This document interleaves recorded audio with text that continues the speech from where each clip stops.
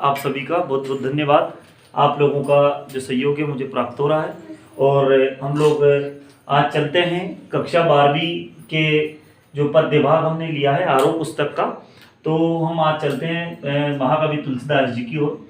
तो तुलसीदास का जो दो कविता हैं, एक तो कवितावली उत्तरकांड से ली गई है ये, और दूसरा है लक्ष्मण मूर्छा और राम का विलाप। ये दो इसमें कविताएं हैं और दो पद्य के भाग हैं। तो दोनों के प्रश्नों के उत्तर हम देखेंगे। सबसे पहले कवितावली उत्तरकांड का देखेंगे। इससे पहले आप सभी से एक निवेदन है मेरा कि ललित गुप्ता सर 560 की मेरी जो यूट्यूब आईडी है, आपसे निवेदन है कि आप इसको अधिक से अधिक मात्रा में सब्सक्राइब करवाएं, अपने और मित्रों तक पहुंचाएं इस वीडियो को। और ललित.गुप्ता67 ये मेरी इंस्टाग्राम आईडी है, आप चाहो तो इसको भी फॉलो कर सकते हैं, इसमें वीडियो देख सकते हैं। और यदि किसी विषय से संबंधित आपको मुझसे कांटेक्ट करना हो तो 9587954117 9587954117 मेरा मोबाइल नंबर है। आप चाहें तो मुझे इस नंबर पर कांटेक्ट कर सकते हैं। चलते हैं हम आगे।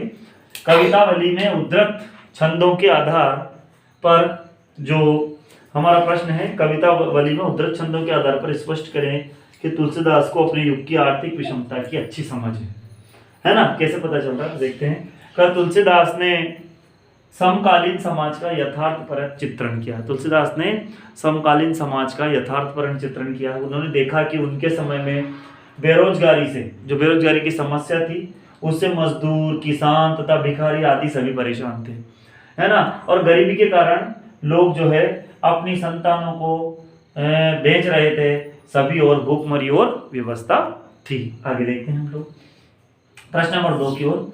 पेट की आग का शमन ईश्वर जो राम है वो भक्ति में ही कर सकता है, और तुलसी का ये काव्य सत्य है, क्या इस समय का भी युग सत्य है? तर्क संगत उत्तर दीजिए।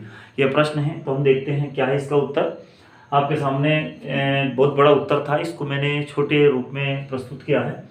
देखते हैं। जब पेट की आग जलती है तो उसे बुझाने के लिए व्यक्ति हर तरह का कार्य करता है, हर तरह का उल्टा सीधा कोई भी कार्य कर सकता है अपनी पेट की आग को बुझाने के लिए।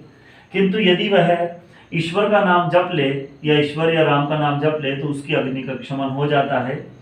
और तुलसीदास का ये काव्य सत्य आज भी उतना ही प्रासंगिक है। ईश्वर भक्ति का मेघ ही मनुष्य को अनुचित कार्य करने से रोकने की क्षमता रखता है। अगला प्रश्न नंबर 3 पे चलते हैं हम लोग। ये जो तीसरा प्रश्न था वो मेरे अनुसार थोड़ा महत्वपूर्ण नहीं लग रहा था, यदि लगेगा तो मैं उसके लिए आपको अगली वीडियो में उसका उत्तर दे दूंगा। फिलहाल मैंने प्रश्न नंबर जो चौथा है उसका उत्तर आपके सामने रखा है। दूध कहो वाले छंद में ऊपर से सरल और निरीह दिखलाई पढ़ने वाले तुलसी की भीतरी असलियत एक स्वाभिमानी भक्त हृदय की है, इससे आप कहाँ तक सहमत है? तो देखते हैं। प्रश्न नंबर चौथा है, हम इस बात से सहमत है ना, पूरी तरह से हम लोग इस बात से सहमत हैं। क्यों, क्या सहमत है? क्योंकि छंद में भक्त की गहनता और सघनता में उपजे भक्त हृदय के आत्मविश्वास का सजीव चित्रण किया गया है, जिससे समाज में व्याप्त जात पात और दुराग्रहों के तिरस्कार का साहस पैदा होता है। तुलसी राम में एक निष्ठा रख करके समाज के रीति रिवाजों का विरोध करते हैं। अब हम चलते हैं हमारे अगले जो इसी का अगला भाग है रामचरितमानस का जो है ना, उसको देखते हैं। और हम चलते हैं हमारा जो पाठ जो 8 है तुलसीदास, उनका 2 कविताएं थी। तो दूसरा है ये लक्ष्मण मूर्छा और राम का विलाप। हम देखते हैं लक्ष्मण मूर्छा और राम का विलाप जो पाठ है, इसमें हम आपके सामने रखते हैं इसको। तो प्रश्न नंबर 6 है हमारा जो अगला। बहात्री शोक यानी भाई के शोक में हुई राम की दशा को कवि ने जो प्रभु की नर लीला की अपेक्षा सच्ची मानवीय अनुभूति के रूप में रचा है। क्या आप इससे सहमत हैं? तर्कपूर्ण उत्तर दीजिए। आपका उत्तर तर्कपूर्ण जो भी उत्तर है इसका वो देना है। देखते हैं। वैसे ये सबका अपने अपने अनुसार उत्तर देना है, लेकिन फिर भी मैंने आपके लिए उत्तर तैयार किया। आप देखें। हाँ, हम इससे सहमत हैं क्योंकि लक्ष्मण के वियोग में विलाप करते हुए राम निसंदेह है मानवीय भावनाओं को दर्शा रहे हैं। ये प्रभु की तरह लीला नहीं रचते, बल्कि एक बड़े भाई की तरह छोटे भाई के प्रेम में विहल उठते हैं। उनकी महानता, आदर्श तथा गुण भाई के विलाप में कहीं खो जाते हैं। ठीक है, एक ये उत्तर हुआ। अगला देखते हैं। 7वां प्रश्न है, शोकग्रस्त माहौल में हनुमान के अवतरण को करुणा के या करुण रस के बीच वीर रस का वैभव क्यों कहा गया? तो देखते हैं, लक्ष्मण के मूर्छित होने पर हनुमान संजीवनी बूटी लेने द्रोणागिरी जाते हैं। उन्हें आने में विलंब हो जाने पर सब बहुत चिंतित व दुखी हो जाते हैं।